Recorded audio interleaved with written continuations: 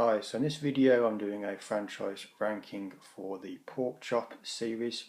This is a series of 4 films, all written and directed by Eamon Hardimnan, spanning from 2010 to 2014, so they all came quite close together.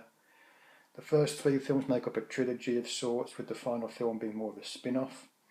And one thing to say about them is that they all feature great looking killers, mainly in the form of Porkchop himself, who is later joined by Pig Girl.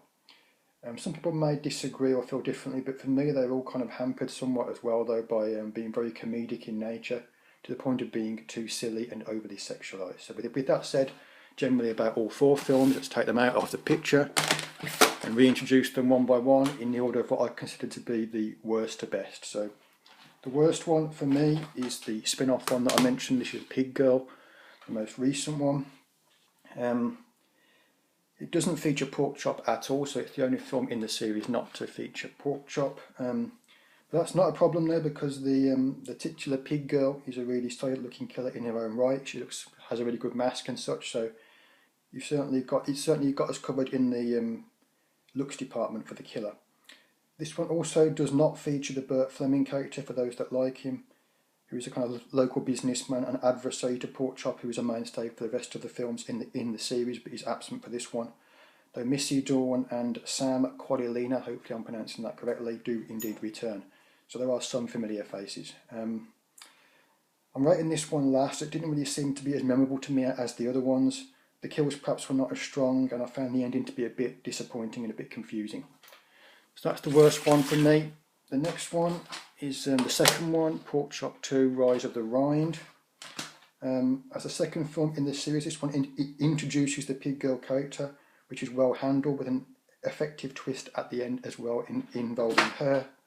The deaths are a bit better than they were in Pig Girl, with a little bit more going on in regards to the story as well.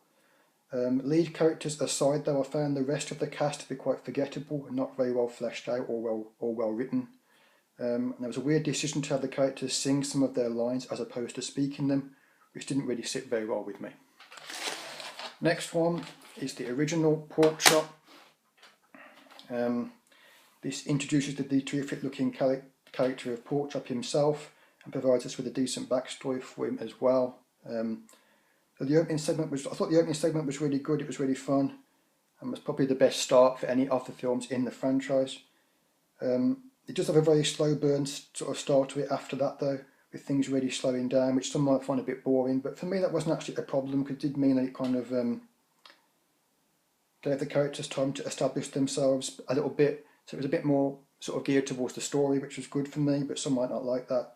But unfortunately the characters are extremely silly and cartoon-like, with a talking robot being one of them, to give you an idea of just how silly. The comedy approach does largely ruin it for me to some extent, because I'm not really a big fan of comedy in slasher films, to be honest. But some might like that kind of thing, but it did stick in my memory a bit more than some other films that I watched around that same period that were not related to this, so it was doing something right. And the final one then, and what I consider to be the best one in the franchise, my favourite, is the third one, Porkchop 3D. And this one for me is probably my favourite for a few reasons. One, because it's got not one but 2 great looking killers, with both Porkchop and Pig Girl being at large within this film. The kills come thick and fast as well, and they also obviously share between the 2 killers, which adds some variety. Plus they're also very varied in themselves in terms of creativity and the weapons used. The special effects surrounding the kills are actually pretty decent as well, taking into account a really tiny budget of around about $3,000, I believe. It probably has the best continuity in the franchise as well, which is aided by a good number of returning faces and characters. On the bad side though, it felt a little bit overlong, perhaps could have done with being trimmed in a few places.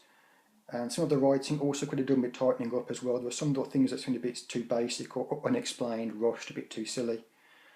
Like with all the films, it is a bit too comedic as well for my taste, and gets a bit silly in places and a bit overly sexual, as they all do. But this one, to be fair, is a little bit funnier, I thought, than the others.